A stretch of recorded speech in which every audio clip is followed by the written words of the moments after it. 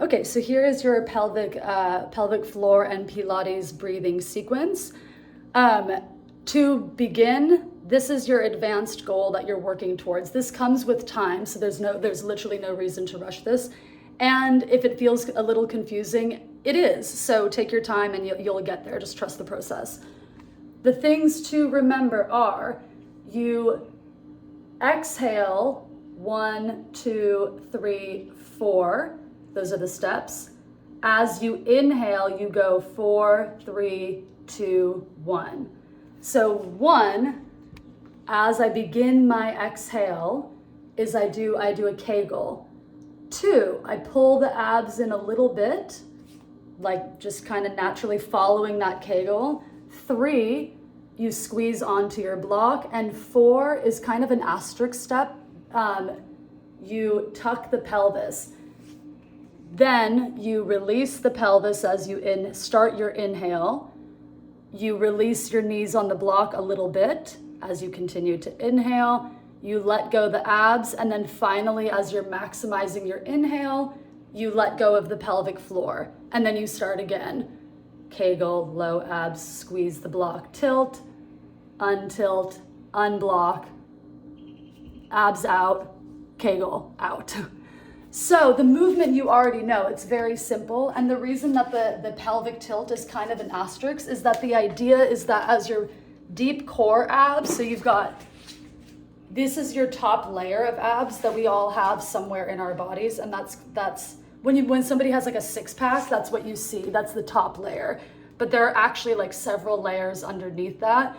And we're activating like the deepest ones. So that's why when you get it really correct and you really can contract very strongly, if you do a bunch of them, you might actually feel like you've got like almost period cramps the next day because that muscle is so close to the uterus. So anyway, back to the point, the pelvic tilt, the idea is that I'm exhaling and drawing my abs in so much that my pelvis just kind of naturally tilts because of my abs, as opposed to I'm pulling in, and now I'm gonna tuck.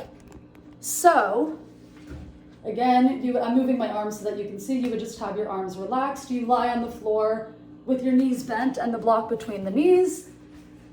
And then you take a regular breath to prepare. So, I inflate, and then I'm going to exhale, Kegel, start to pull my abs in, squeeze the block, and actually you can see how that helps me contract my abs more.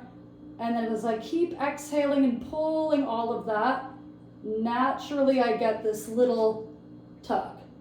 I inhale, release, until I'm back to my relaxed position. The most important thing to start with is just syncing your breath with the Kegel and pulling your abs in a bit, because it's really easy to like try to kind of force it, and then we tense our shoulders or our neck or somewhere else. So the main thing to focus on now while you're working on this is just saying, like, as I take a big inhale, I release. As I exhale, Kegel, low abs, maybe a squeeze.